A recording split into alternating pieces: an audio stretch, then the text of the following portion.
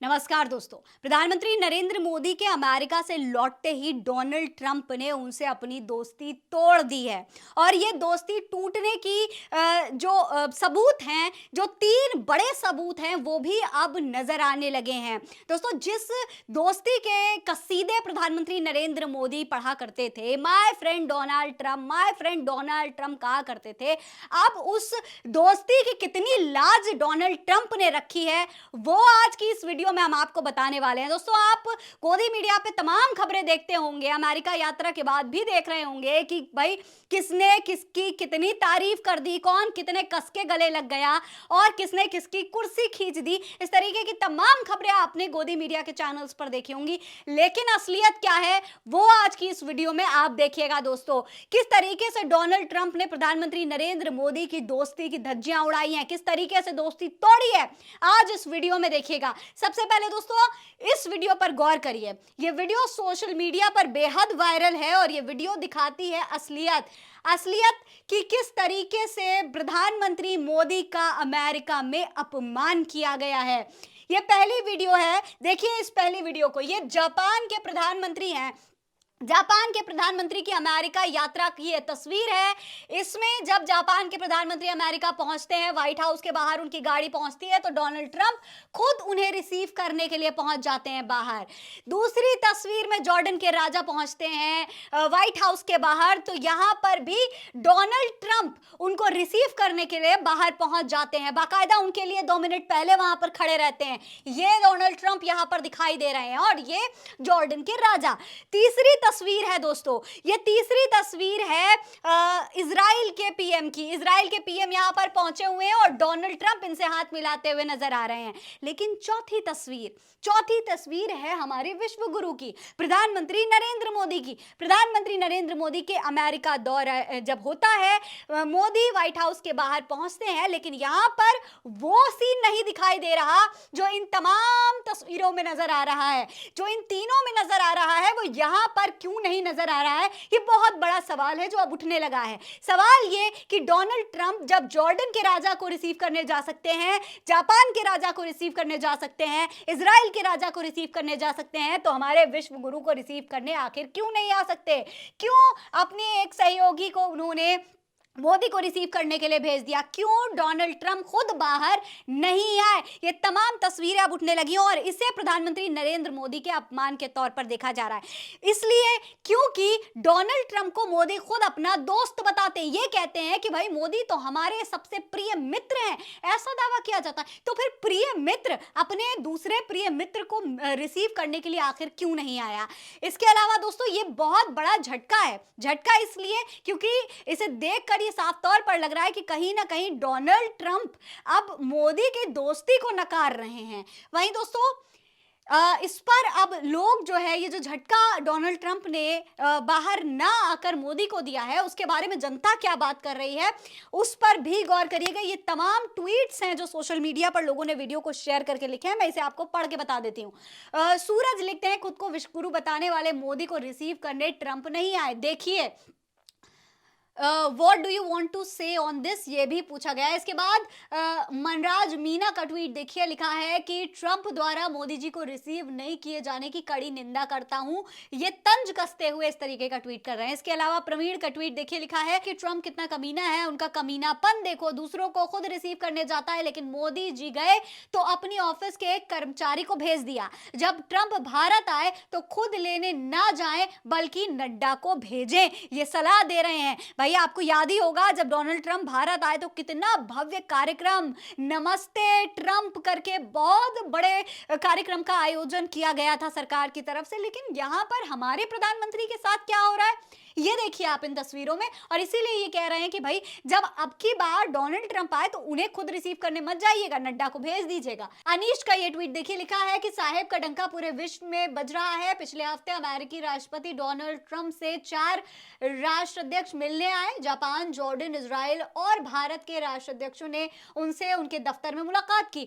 Video संलग्न है, इसमें एक अंतर है, उसको पहचानिए। अंतर क्या है वो हम आपको पहले ही बता चुके हैं कि तीनों को रिसीव करने ट्रंप खुद गए गए, लेकिन मोदी को रिसीव करने, अपने दोस्त को रिसीव करने वो नहीं गए। अब दोस्तों दूसरा बहुत बड़ा झटका जो बताता है कि ट्रंप ने किस तरीके से मोदी से अपनी दोस्ती तोड़ दी है, उनकी दोस्ती को किस तरीके से वो कचरे के डब्बे में डाल रहे हैं, वो ये तीसरी खबर बता रही है। तीसरी खबर आज तक की खबर है, पढ़िए क्या लिखा है। लिखा है अमेरिका से निर्वासित हुई अवैध प्रवासियों का दूसरी खेप शनिवार रात अमृतसर पहुंची है।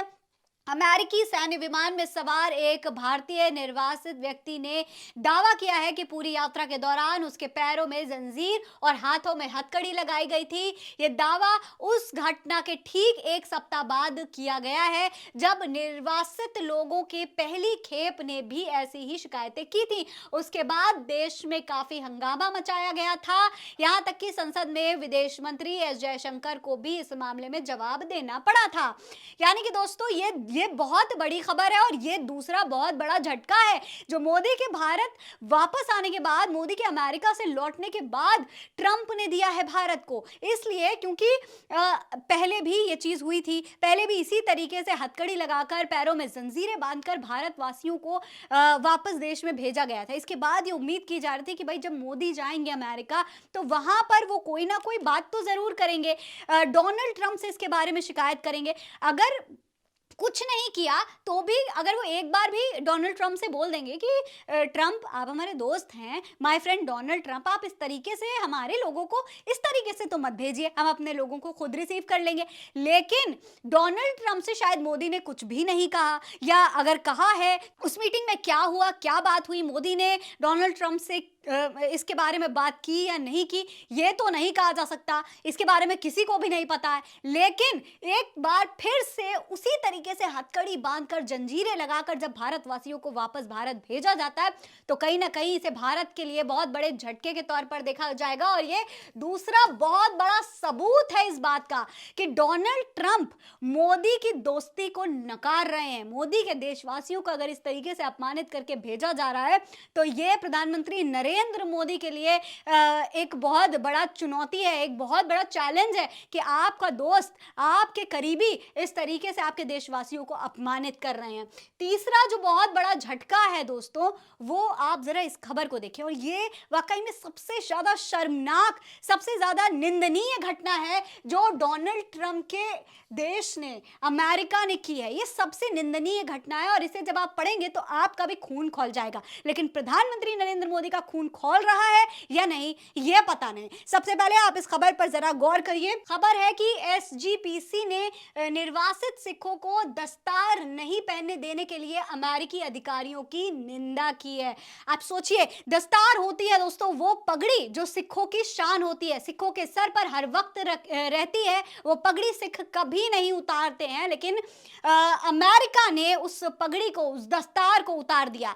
दोस्तों जो अप्रवासी लाए गए थे अमेरिका से वो अब तक तीन फ्लाइट्स आ चुकी हैं अमृतसर अमेरिका से, और इस तीसरे खेप में दोस्तों कई सारे सिख भी मौजूद थे। लेकिन सबसे शर्मनाक घटना ये हुई कि इस बार तमाम सिख जो यहाँ पर मौजूद थे इस फ्लाइट में, उनके दस्तार को भी उतरवा दिया गया, उनकी पगड़ियों को उतरवा दिया गया। सोचिए दोस्तों, जब सिख इस पूरे देश में जाते हैं, कहीं भी जाते हैं, तो अगर उनकी पगड़ी के साथ भी कोई अपमान होता है उनका, तो ये पूरे देश के लिए शर्म की बात होती है। क्योंकि आप सोचिए सिखों के लिए उनकी पगड़ी क्या होती है, क्या मायने होते हैं उनके लिए उनकी पगड़ी के, उनका एक धार्मिक चिन्ह है वो, उनके लिए उनका सम्मान होता है उनकी पगड़ी। लेकिन यहाँ पर अमेरिका से लाए गए इन सिखों की पगड़ी तक उतरवा दी गई। हाँ, ये बात बिल्कुल सही है कि वो अमेरिका में गलत तरीके से रह रहे थे, अवैध तरीके से रह रहे थे, लेकिन इस तरीके से उनकी पगड़ी उतारना, उनको हथकड़ियों में भेजना, उनके पैरों को जकड़ना,